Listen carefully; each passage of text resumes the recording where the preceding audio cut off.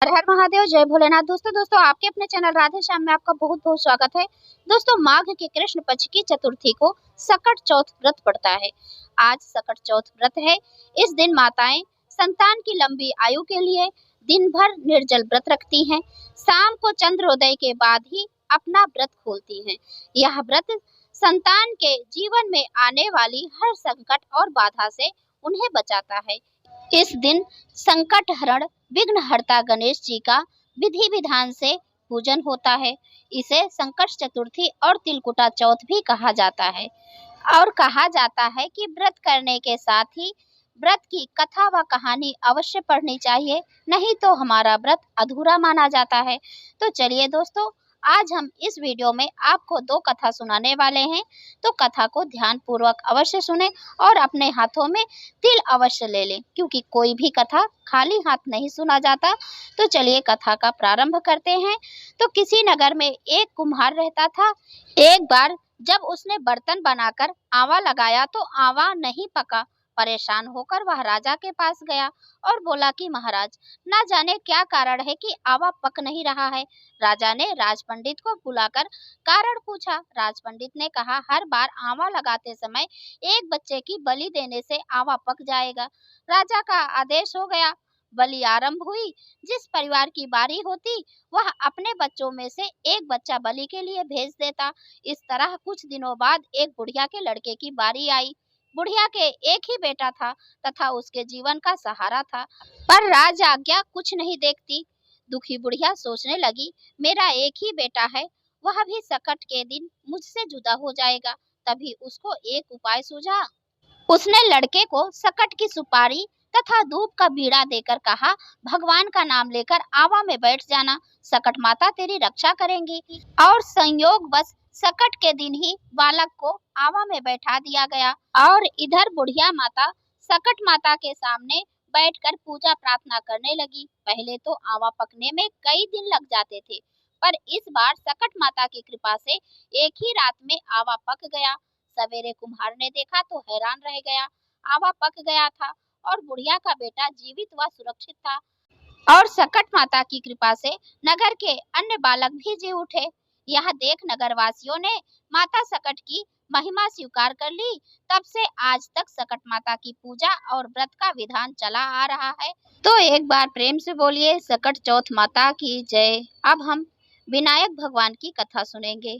तो विनायक भगवान की कहानी इस प्रकार है कि एक बार माँ पार्वती स्नान करने को गईं। स्नान घर के बाहर उन्होंने अपने पुत्र गणेश जी को खड़ा कर दिया और उन्हें रखवाली का आदेश देते हुए कहा कि जब तक मैं स्नान कर खुद बाहर ना आ जाऊं, तब तक तुम किसी को भीतर आने की इजाजत मत देना। गणेश जी अपनी माँ की बात मानते हुए बाहर पहरा देने लगे।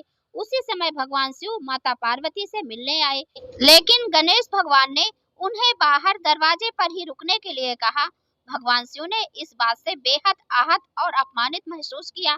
गुस्से में उन्होंने गणेश भगवान पर त्रिशूल का वार किया, जिससे उनकी गर्दन दूर जा गिरी। स्नान घर के बाहर शोरगुल सुनकर जब माता पार्वती बाहर आई तो देखा कि गणेश जी की गर्दन कटी हुई है। ये देखकर वो रोने लगी और उन्होंने शिव जी से कहा कि गणेश जी के प्राण फिर से वापस कर दें।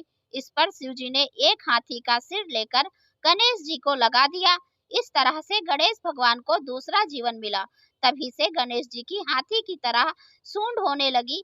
तभी से महिलाएं बच्चों की सलामती के लिए माघ माह के कृष्ण पक्ष की चतुर्थी को गणेश चतुर्थी का व्रत करने लगी। तो एक बार प्रेम से बोलिए, श्री गणेश भगवान की जय। अब हम गणेश भगवान की एक कथा और सुनेंगे। एक बुढ़िया थी, वह बहुत ही गरीब और दृष्टिहीन थी। उसके एक बेटा और बहू थे। वह बुढ़िया सदैव गणेश जी की पूजा किया करती थी। एक दिन गणेश जी प्रकट होकर उस बुढ़िया से बोले, बुढ़िया माँ, तू जो चाहे सो मांग ले। बुढ़िया बोली, मुझसे तो मांगना नहीं आता, कैसे और क्या मांगू। तब गणेश जी बोले, अपने बहू और बेटे से पूछ कर मांग ले। तब बुढ़िया ने अपने बेटे से कहा, गणेश जी कहते हैं तू कुछ मांग ले, बता मैं क्या मांगू। पुत्र ने कहा, माँ तू धन मांग ले। बहू ने कहा, माँ जी आप पोता मांग लीजिए। तब बुढ़िया ने सोचा कि ये तो अपने अपने मतलब की बात कह रहे हैं।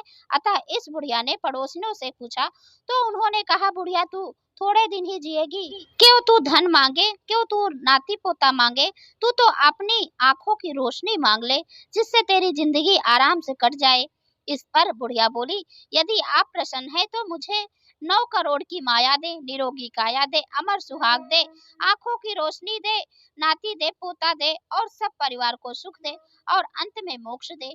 यह सुनकर गणेश जी भगवान बोले, बुढ़िया माँ तुमने तो हमें ठग लिया, फिर भी जो तूने मांगा है वचन के अनुसार सब तुझे मिलेगा। और यह कहकर गणेश जी अंतर्ध्यान हो गए। उधर बुढ़िया माँ ने जो जो मांगा था वह सब कुछ मिल गया। हे गणेश जी महाराज, जैसे तुमने उस बुढ़िया माँ को सब कुछ दिया है वैसे ही हम सबको देना। और दोस्तों इसी के साथ कथा व कहानी समाप्त होती है। और दोस्तों आप लोग तो देख ही रहे थे कि पूजा विधि स्क्रीन पे चल रही थी और अलग से पूजा विधि अपलोड है चैनल पर, आप लोग देख सकते हैं।